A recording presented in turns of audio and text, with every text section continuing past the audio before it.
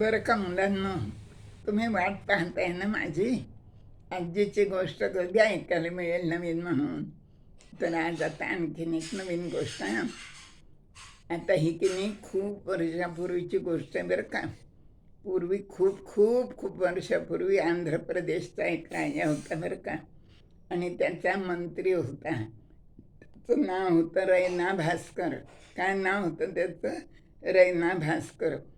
तो मंत्री खूप हुशार होता, हजरजबाबी होता, बुद्धिमान होता, चतुर होता.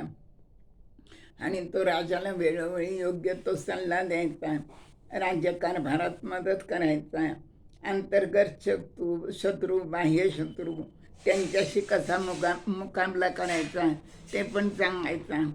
आणि त्यामुळं तो राजाचा खूप लाडका मंत्री होता.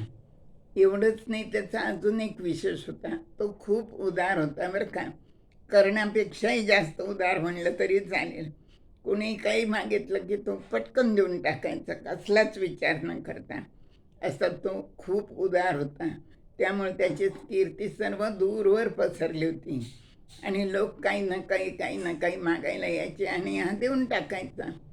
असे बरेच दिवस झाले. आता रैना भास्कर म्हातारा झाला, आणखीन त्याचा मृत्यू झाला. त्यावेळेला मात्र त्यांच्याकडं गरिबी आली होती. आणि जर त्या रैना भास्करच्या अगोदरच त्याचा मुलगा गेला होता. त्याची विधवा सून होती आणि एक नातू. तिला मुलगा होता, नातू. ते दोघं राहत होते.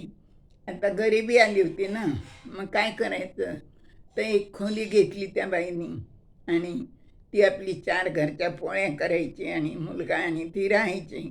आणि मुलाला मात्र तिने शाळेत घातलं होतं आणि त्याच्या शिक्षणाकडं तिचं खूपच लक्ष होतं.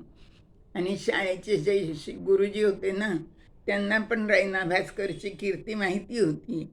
ते त्याला ओळखतही होते. त्यामुळे ते पण त्या मुलाकडं खूप लक्ष द्यायचे. अभ्यासही त्या मुलाचा चांगला होता. एकदा शाळेत काय झाली गंमत, एक कवी आला बरं का. आणि त्यांनी कविता कार्यक्रम झाला शाळेमध्ये. त्यांनी निरनिराळ्या कविता म्हणून दाखवल्या. आणि गुरुजी आणि तो कवी बोलत होते आणि बोलता बोलता रैना भास्करचा विषय निघाला. मग तेव्हा त्या कवीने रैना भास्करवर मागं जी कविता केली ती पण सांगितली. आणि त्याला आठवण आली त्यांची, म्हणून त्यांनी उत्स्फूर्तपणे कविता केली. आणि त्या रैना भास्करवर कविता करून ती सगळ्या वर्गाला म्हणून दाखवली. ती कविता इतकी सुंदर होती, इतकी सुंदर होती की त्या मुलाला ती खूपच आवडली.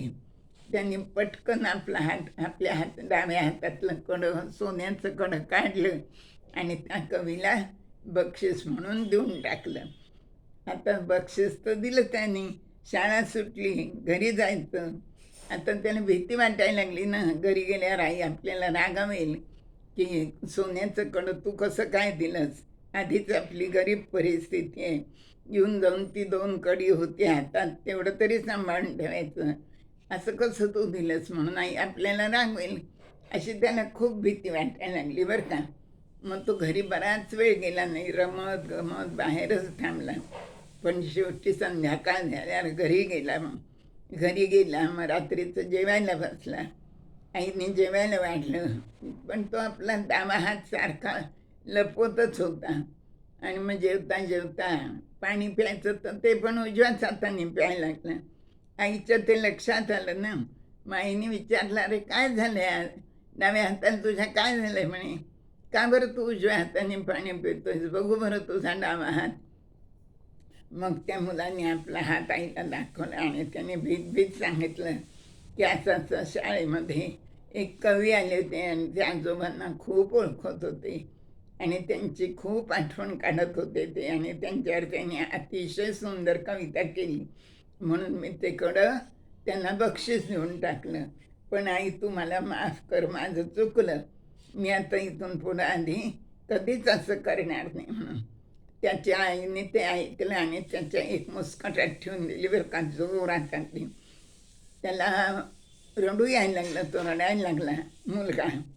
आणि आई मला माहिती म्हणे ते उद्यापर्यंत राहणार आहेत ते कवी, आणि मी रात्री गुरुजींना जाऊन त्यांचं घर विचारून येतो आणि ते त्यांच्याकडनं परत घेऊन येतो म्हणे. असं तो आईला म्हणाला. त्याची आई म्हणाली, अरे तू कडं दिलंस म्हणून मी तुला मारलं असं का तुला वाटतं? अरे असं नाही आहे, तू अर्धवट काम केलंस म्हणून मी तुला मारलं. तुझ्या जागी जर तुझ्या आजोबा असते ना, तर एकाच्या ऐवजी दोन्ही कडी त्यांनी त्या कवीला दिली असती. तू एकच दिलंस, अर्धवट काम केलंस म्हणून मी तुला मारते. आता आश्चर्यचकित व्हायची पाळी त्या मुलाची होती बरं का. त्यांना खूपच नवल वाटलं. मग आईने त्याला जवळ घेतलं प्रेमाने आणि त्याला आईने विचारलं, चांगल्या कामाला उशीर नको म्हणे. चल आत्ताच आपण गुरुजींकडं जाऊ, गुरुजींना त्यांचा पत्ता विचारू आणि का आपण हे दुसरं कडं पण त्यांना देऊन येऊ म्हणून. मग तो मुलगा त्याची आई गुरुजींकडं गेले.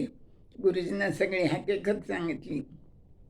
मग ते तिघं मिळून त्या कवीकडं गेले आणि ते दुसरीकडं पण त्या कवींना बक्षीस दिलं त्या मुलाने. आणि मग घरी आली.